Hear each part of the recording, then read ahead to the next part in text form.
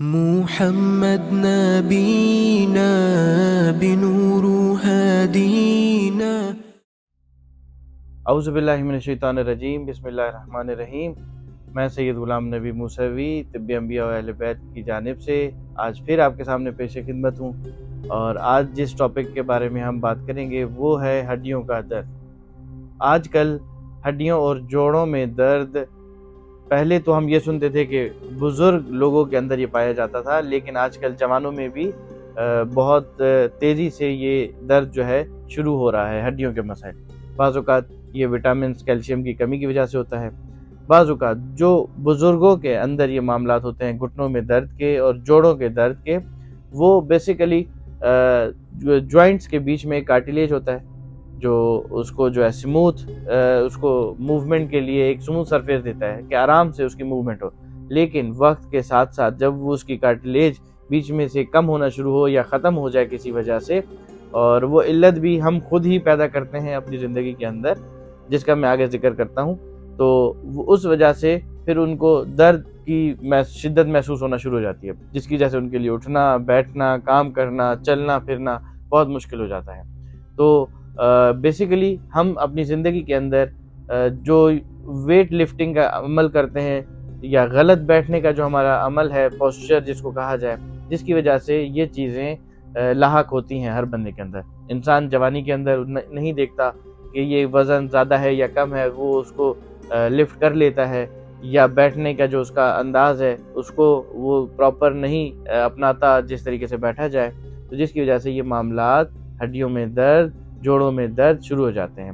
پہلے زمانے میں دھوپ کا عمل بھی ایک ہماری باڈی کے لیے بہت مفید رہتا تھا کہ انسان دھوپ میں نکلتا تھا، تھوڑی سی باڈی کے اوپر دھوپ لگتی تھی، جس کی وجہ سے وٹامنز کی جو کمی ہوتی تھی وہ پوری ہوتی تھی۔ لیکن آج کل ہماری لگژری لائف کے اندر ہمارا دھوپ سے انٹریکشن بہت کم ہو گیا۔ گھر میں اے سی، گاڑی میں اے سی، باہر نکلتے ہیں تو اے سی، آفیسز میں اے سی، جب یہ ہم لگژری لائف کے اندر چلے گئے تو ہمارا انٹریکشن دھوپ سے کم ہو گیا، اور پھر ہم ان ہڈیوں کے مسائل میں شکار ہونا شروع ہو گئے۔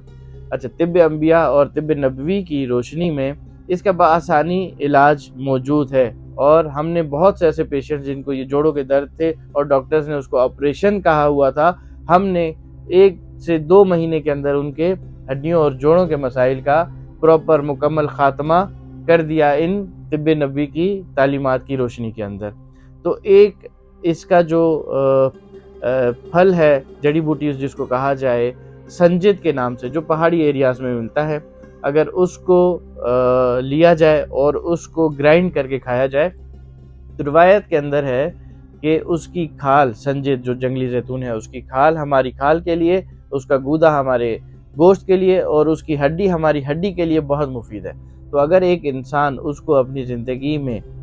کھاتا رہے تو اس کو ہڈی کے مسائل، ہڈی کے امراض، وٹامنز کی صورت میں ہو یا کیلشیم کی صورت میں ہو، وہ کبھی بھی نہیں ہوں گے۔